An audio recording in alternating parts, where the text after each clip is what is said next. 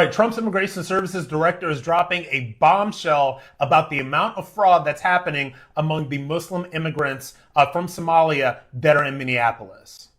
Officers from our Fraud Detection and National Security Directorate, working in teams, have conducted over 1,000 site visits across the Minneapolis-St. Paul area as part of this operation. What they found should shock all of America.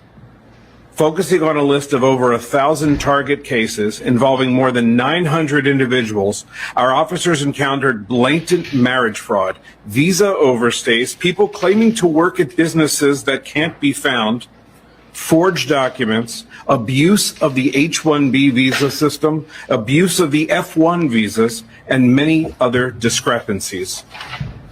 Over the course of the operation, our officers found indication of fraud, non-compliance, or public safety and national security concerns in nearly a little less than 50% of the cases interviewed. We found troubling patterns with the Uniting for Ukraine program that should have raised serious concerns under other administrations, such as an individual filing to sponsor more than 100 aliens, and organizations sponsoring hundreds. We are continuing to investigate these cases. Some of the other troubling cases that our officers found. In one case, officers identified an alien who had overstayed his visa waiver, who was the son of a known or suspected terrorist on the no-fly list. He had previously been found to have engaged in marriage fraud, which resulted in the denial of several immigration benefit requests.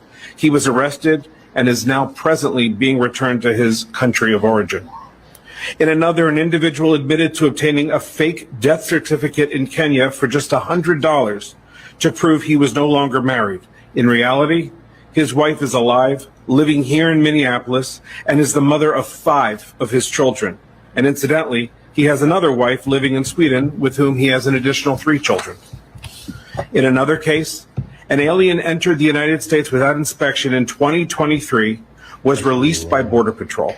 The alien married a U.S. citizen while in removal proceedings and was interviewed at the Minneapolis-St. Paul USCIS field office just last week, where both he and his American spouse, stated under oath that their marriage was legitimate. The USCIS officers conducting the interview were suspicious. The site visits were authorized the same day. The American spouse ultimately that afternoon admitted the marriage was fraudulent and entered into solely for immigration purposes and withdrew her petition for that alien.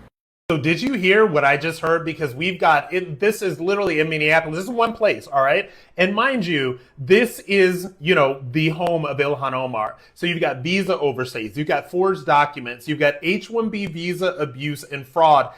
You've got marriage fraud. Fraud was found in nearly 50% of all cases. This is happening right here in America. And I got to tell you, that there's a lot of people that think that, maybe the Trump administration and maybe people in charge aren't going hard enough on actually deporting people. But I got to tell you this, if you don't have, all right, people really going into these places like Minneapolis, where this has been allowed to happen for generations and generations, all right, like not generations, this has been allowed to happen for decades.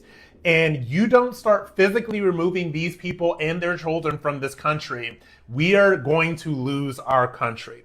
They get here, they commit fraud to be here, then they have 3, 5, 7 children. They are literally outbreeding natural born Americans, and these people play the long game, all right?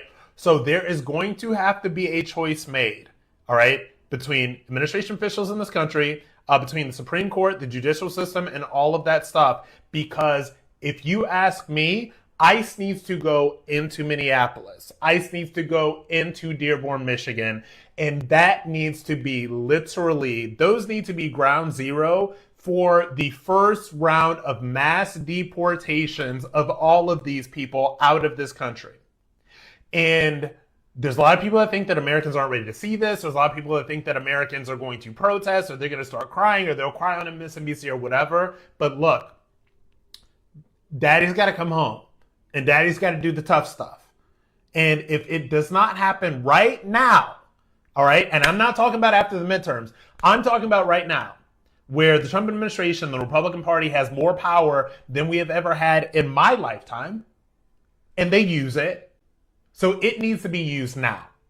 Because if we don't start doing these things now as a country and deal with the seriousness of this, then we will lose our country. Mass deportation of all of these criminal illegal immigrants and their anchor baby children and all of, the elderly relatives that are also bringing absolutely nothing into the system that live with them absolutely right now.